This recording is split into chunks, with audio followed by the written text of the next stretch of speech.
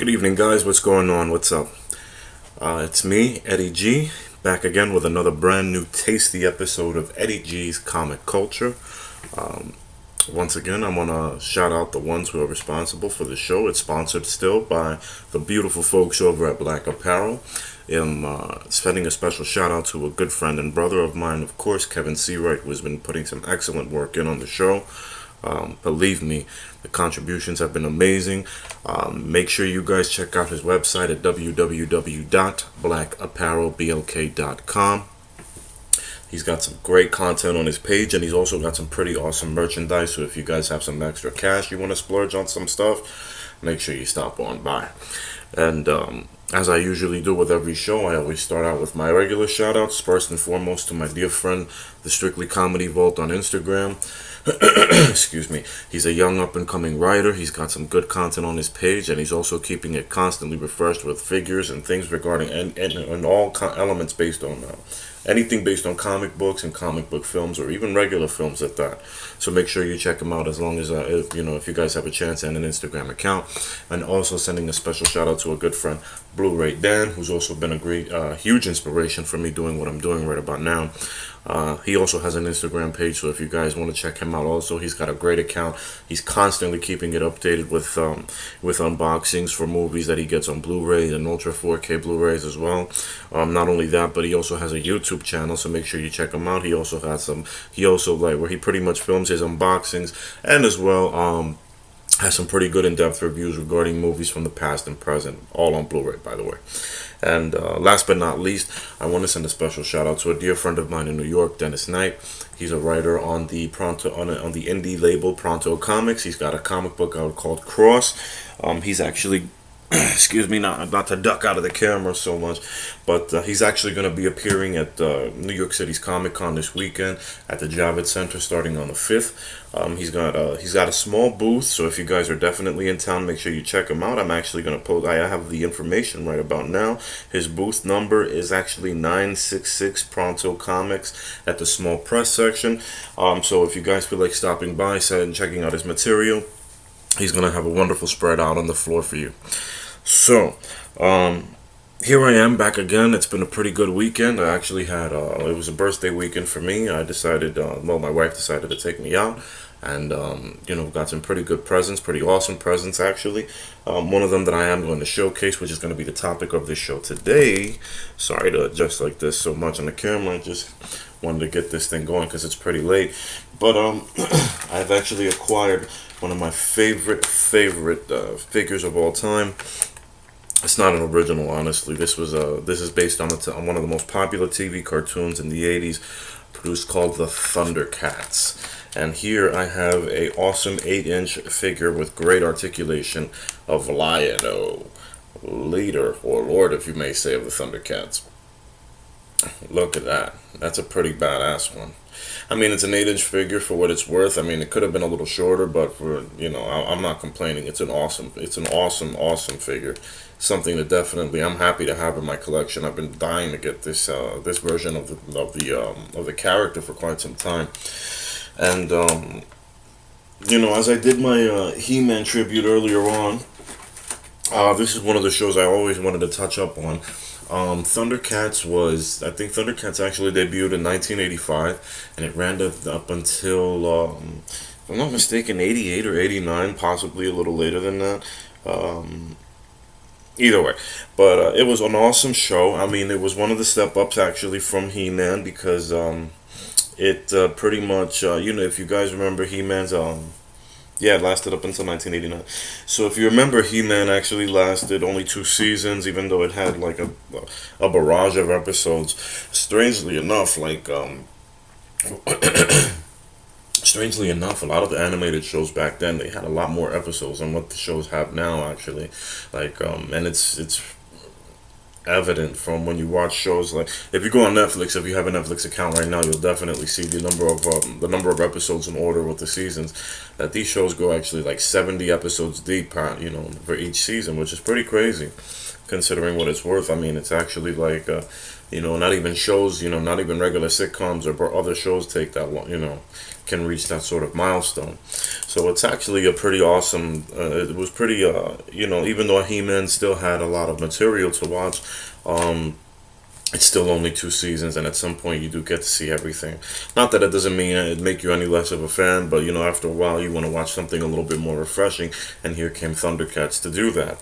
So and then at the right time too, because He-Man actually ended its run at 1985, whereas Thundercats actually began in 1985. The difference between the two obviously is very, apart from the fact that they're obviously two different properties, is first and foremost the animation. The cartoon was illustrated in Japan, and the animation was, but the voice acting was done in the United States, and it was actually an American.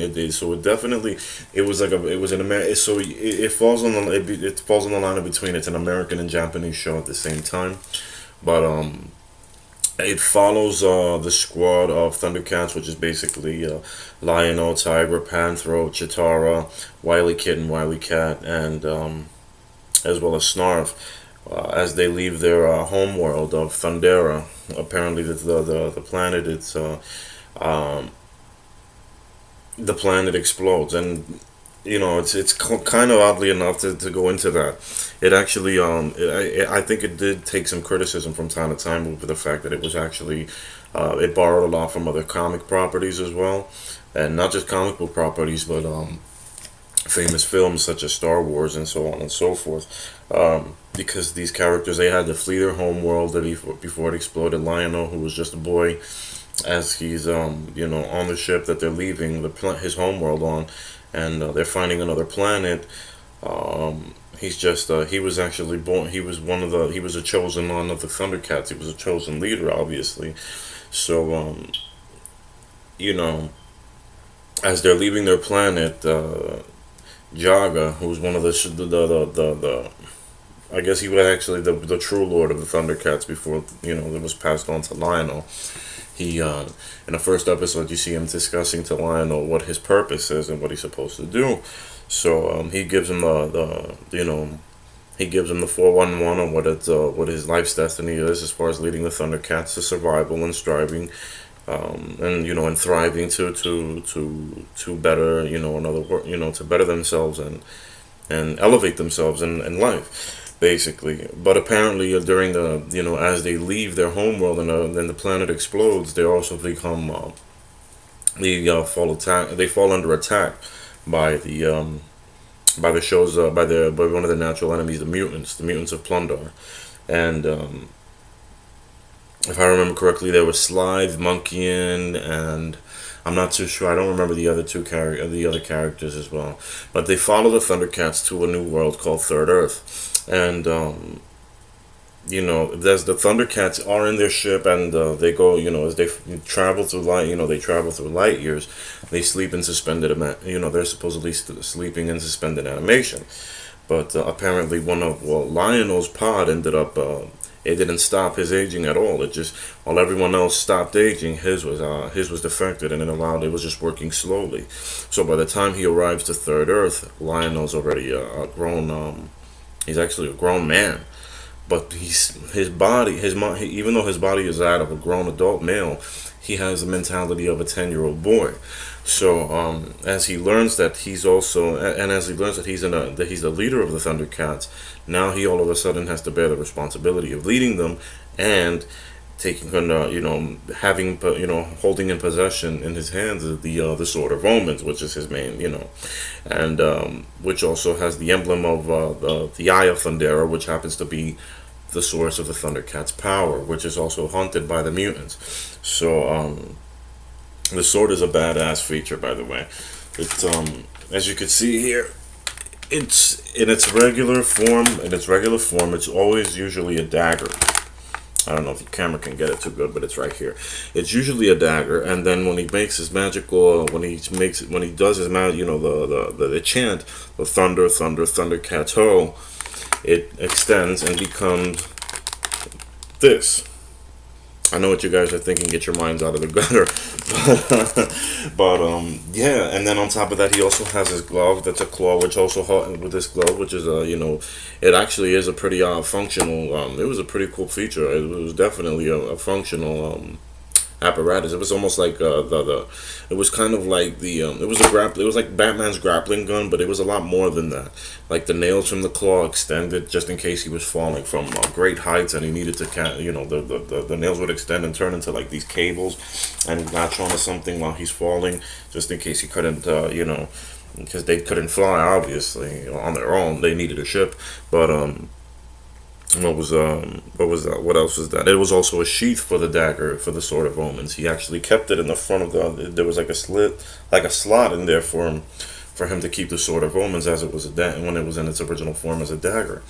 So it was an awesome show, and it literally these were some great characters. Wily Kid and Wily Cat were like the wild ones, obviously they were the young cats of the group. And then you had Slithe and Monkeyin, which were great, who were great villains as well. But the main antagonist obviously was was an evil sorcerer by the name of Mumra, and he was an evil bastard. He lived in a dark, like how Skeletor had his castle,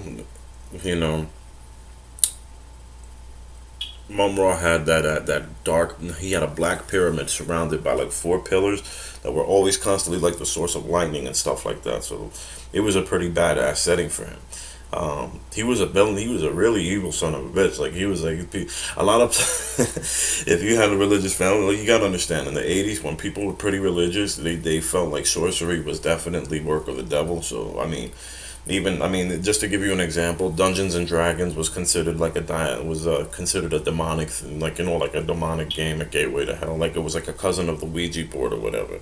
It was all a bunch of shit, but no, because nobody knew better back then, anyways. But like I said, this was the '80s. The times were different, and people's perceptions were totally, they weren't really on the mark as they are today. So, well, that's a lie, because not everyone, not everyone's morality isn't, these days is even up to par, so to speak. But anyways, it was a pretty badass setting, so basically Mumra recruits the mutants, and they go through countless adventures trying to reach trying to get the Sword of Omens, because obviously Mumra were one of the Eye of Thundera. Like I said, it was a source of all power for the Thundercats. Once that was damaged or broken, that was it. The cats were, the entire team was affected, and there was actually an episode where it was actually broken, and it had to be pieced together again. I don't remember. That was a long. I'm still getting the thing. The reason why I'm diving into it is because I'm just seeing some of the episodes now on YouTube, and it's not the best man. It's not the. I'll admit it's not the best manner for me to watch them, because it's they're all in bits, and but hey, it's free, so I'm not gonna bitch. But it was definitely one of the gems of the '80s. Honestly speaking, it was definitely, like I said before, when I was speak on He-Man and the real Ghostbusters. This was one of the cartoons. This was the cartoon that really stood out the most.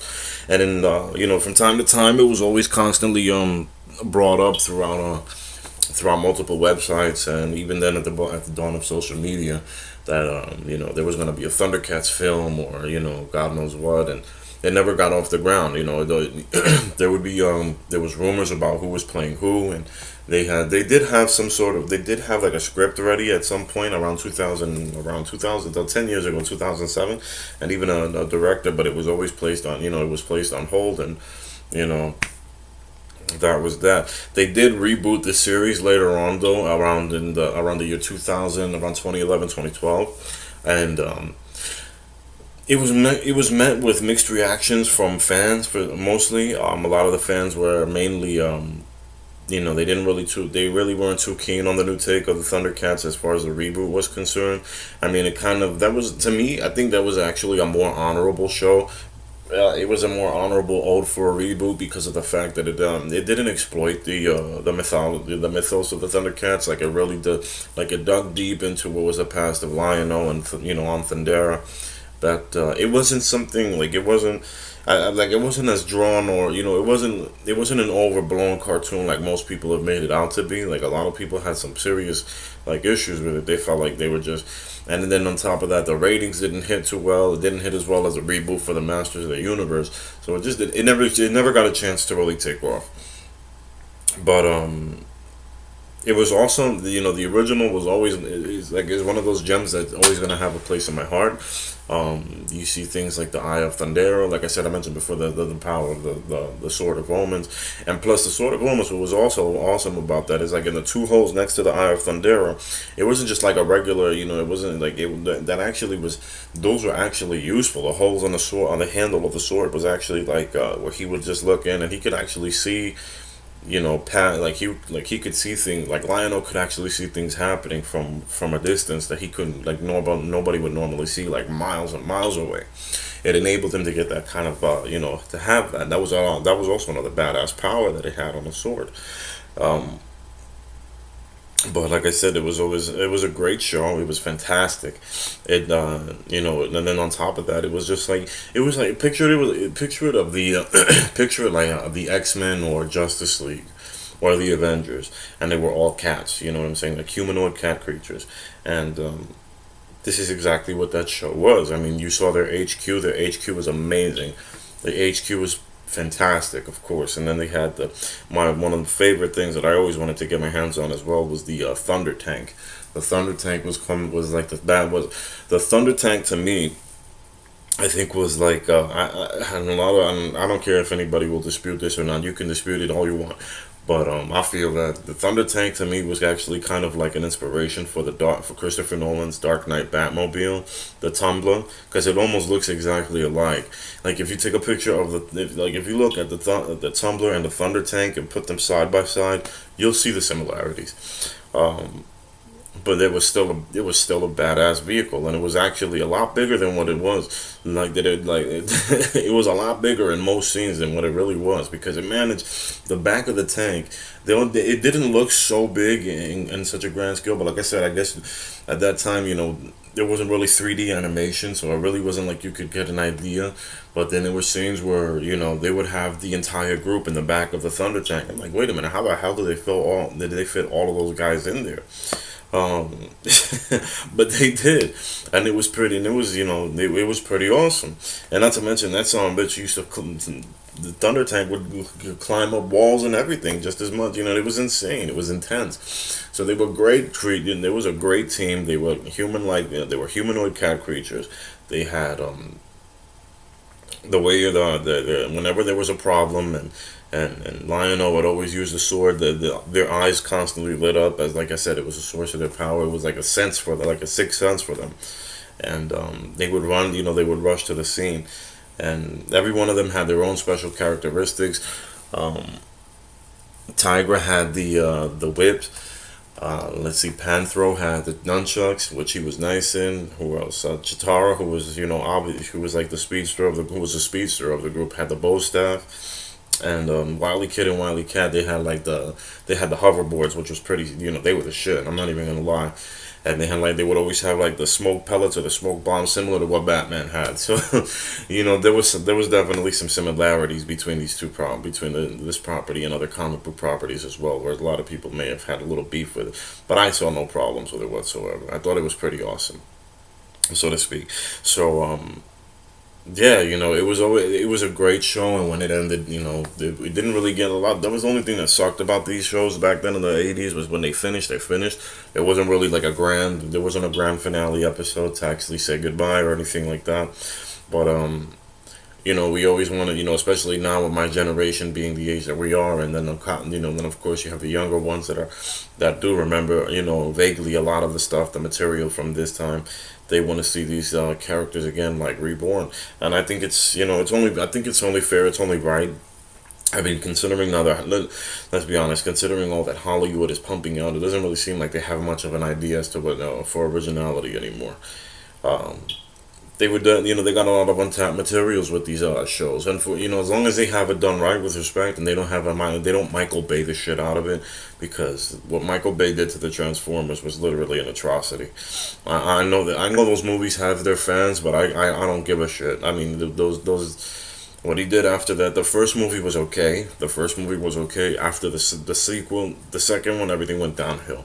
And I had lost complete interest and faith into what that franchise had to bring anymore. Because it wasn't anything close to what it was back in our day. You know what I'm saying? When I was growing up.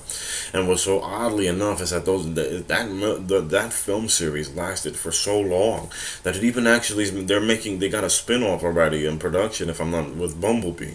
So that's that's another beef I have. I'm not gonna get into that, and I'm not gonna get into the intricate details. Just to let you guys know, I was just unhappy with it. But Thundercats and He-Man, and especially He-Man, I think he's definitely due for a remake of his movie. That film was, even though it has a cult following itself, the original Masters of the Universe film, I think Masters of the Universe and Thundercats should be at the forefront in Hollywood if they want to do something proper as far as basing films off of the animation, and especially with Thundercats, because these are two properties that Thundercats has a following, has a huge following, and if it was I know it was in Asia, because they made it in Japan. The show was animated completely in Japan, and the voice acting was just done here in the United States. That's why it was a partnership kind of thing. But it definitely deserves a shot at the silver screen, mainly. And but what an intense film, what an intense production, man! Like, what an intense show it was. This is one of those things that I can never let go of, because it's this was one of the shows that actually my childhood circulated around so much, so much, and definitely, if you guys are new to the game and you don't know anything about them, or if you heard about them and you're not from, and you're curious, check them out, man. Definitely check them out. If you don't have the patience to sit through it on YouTube like I do, then I know they've got Amazon Prime. There's tons of streaming services I'm sure you could catch it on. But definitely give it a shout out, man. Give it a shot to see what you might, I'm telling you, it might, at times it comes off a little corny. The only thing that I have a complaint about with Thundercats is, and that they actually got right in the reboot, was Lionel's sidekick, which was Snarf. Snarf was annoying as hell in the original series. He really was. He really was. He like at some points, like, you were. Like, how He-Man had Orko. Orko was bearable. Orko was just like, okay, like, I could deal with him. There were moments you could not stand Snarf because of, and I guess they tried to, like, you could tell, like, this was that, like, his character was the appeal to the younger audience, the children, like, the younger kids, and some girls as well, I guess, at the time, the young girls. But it just, he sucked. He really sucked at the bottom line. He was just a nagging sidekick. He wasn't anything really grand to hold on to. So when they rebooted the cartoon again in 2011, they made Snarf a lot more likable. They made him more adorable, which was easier to stomach, to say the least. So it was sad, and it was just really shitty that they managed that the Cartoon Network had to cancel that series out. Bring it back, please, or use a streaming site, I guess, because I think Warner Brothers did actually buy out Thundercats, the property.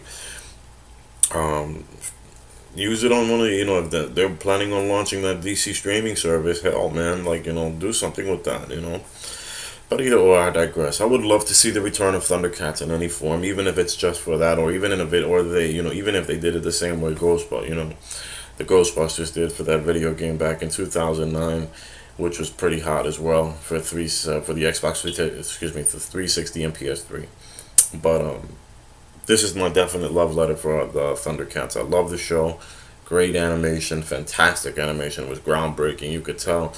And not to mention the theme song and the music for the show, the soundtrack for the show is just phenomenal. So definitely, guys, if you ever have an opportunity to check it out, make sure you do.